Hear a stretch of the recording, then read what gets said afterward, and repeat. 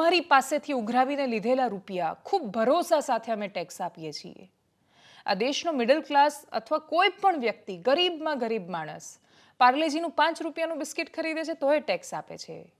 એ કંઈ પણ ખરીદે છે, એક નાની પેન ખરીદે છે તોય રૂપિયા આપે છે। એટલે 5 રૂપિયામાંથી પણ પોતાનો હિસ્સો સરકારને આપે છે। એ હિસ્સો તમને શું કામ આપે છે?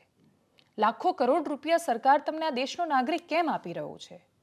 એટલા માટે કે જેની પાસે પોતાનો અવાજ નથી એવા લોકો સુધી મદદ પહોંચે, જે લોકો સાવ દારૂણ પરિસ્થિતિમાં રહે છે એ લોકો સુધી મદદ પહોંચે।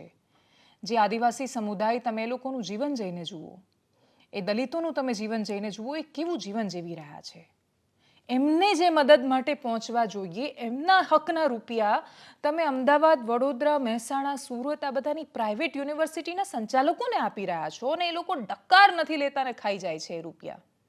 એ લોકો એકલા નથી ખાતા, એની સ્ક્રુટિની કરવાથી માંડીને બધી વ્યવસ્થાઓ હોવા છતાં તમે જાઓ ને યુનિવર્સિટીમાં, કોઈ પણ રેન્ડમ દિવસ પર જઈને જુઓ, ત્યાં ના એમની પાસે એવી લેબોરેટરી છે, એમની પાસે એવો ટીચિંગ સ્ટાફ જ નથી, એન્જિનિયરિંગ ભણાવી શકે એવા લોકો નથી, એવા કોર્સીસ એ લોકો ચલાવે છે જેના પ્રોફેસર એમની પાસે છે જ નહીં, ભણાવવાને લાયક ન હોય એવા લોકો ત્યાં ભણાવી રહ્યા છે। માણસો જ નથી, પૂરતો સ્ટાફ જ નથી, ના યુનિવર્સિટીનું કેમ્પસ એવું હોય છે, ના લેબોરેટરી એવી હોય છે, અને છતાંય એ યુનિવર્સિટીઝ ચાલે છે। પ્રાઇવેટ યુનિવર્સિટી શું કામ કરે છે? એ લોકો જીટીયુ સાથે કેમ જોડાયેલા નથી રહેતા? કેમ કે એઆઈસીટીઈના નોર્મ્સ એમણે માનવાના છે, પણ કોઈની પરવાનગી નથી લેવાની નવું કશું શરૂ કરવાનું હોય ત્યારે। અને નવું કશું શરૂ કરવા માટે જ્યારે એઆઈસીટીઈ એમને પરવાનગી નથી લેવાની, એમને યુનિવર્સિટી પોતાની જાતે જ કોર્સીસ શરૂ કરે છે, તો આ બધા તો એવા ટ્રસ્ટ છે કે એક સમયમાં એ ટ્રસ્ટ બનાવવાવાળા લોકોએ એ વિસ્તારોના કલ્યાણ કરેલા છે, સારામાં સારું કામ કરેલું છે। હવે આ જ બધી પ્રાઇવેટ કોલેજમાં એસસી એસટીના બાકીના બધાના એડમિશન થાય છે, કરોડો રૂપિયા ત્યાં જાય છે, પણ એ જ વિસ્તારની GEC Patan, GEC Dahod, GEC Godhra, Modasa આ બધી જ ગવર્મેન્ટ એન્જિનિયરિંગ કોલેજ એકદમ ખાલી રહી જાય છે। ત્યાં ડિપાર્ટમેન્ટ્સ ભરાતા જ નથી। તો તમારી સરકારી કોલેજ જ્યાં તમે ઇમારત બાંધી આપી છે, જ્યાં તમે આટલા પૈસા આપો છો, આટલું બજેટ આપો છો, એ ખાલી રહી જાય છે અને ધીરે ધીરે તમે એક ડિપાર્ટમેન્ટ ત્યાં બંધ કરી રહ્યા છો। જે જીઈસીમાં નથી ભરાતા, જે સરકારી કોલેજમાં જે લોકો નથી જતા, એ જ લોકોને ત્યાં તમે સિસ્ટમેટિકલી નથી મોકલતા, જીઈસીને ધીરે ધીરે ખતમ કરી નાખી। પૈસા આપો છો ત્યાં, લેબોરેટરીના સાધનોમાં હિસ્સાને ટકાવારી તમારી જાય છે। જીઈસી સાવ ખતમ કરી નાખીને પછી એમને ભણાવવા માટે લાખ રૂપિયા તમે પ્રાઇવેટવાળાને આપો છો, શું કામ? જીઈસીને મજબૂત કરો, એમાં એડમિશન કરાવો।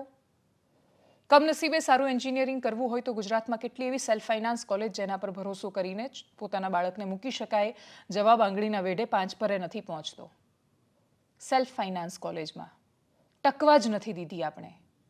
આપણે ત્યાં કોલેજ એટલે ધંધો છે, આપણે ત્યાં હોસ્પિટલ ખોલવી એટલે ધંધો છે, અને દરેક વસ્તુ ધંધો હોય પણ એનું એક પ્રોફિટ માર્જિન હોય।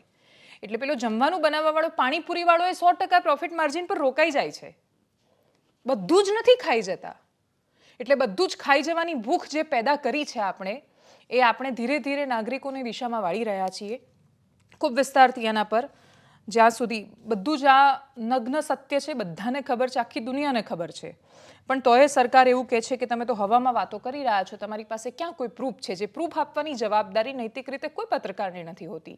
તમે જઈને જુઓ ને, કોઈ પણ યુનિવર્સિટી લઈ લો, રેન્ડમ એક બેના નામ આપીએ તો કોઈને એવું લાગે ને કે એક બે લોકોને ટાર્ગેટ કરે છે। કોઈ પણ ઉઠાવીને લઈ લો। આની પહેલા 4-5 યુનિવર્સિટીના તો અમે ઓલરેડી સ્ટિંગ ઓપરેશન બતાવી ચૂક્યા છીએ।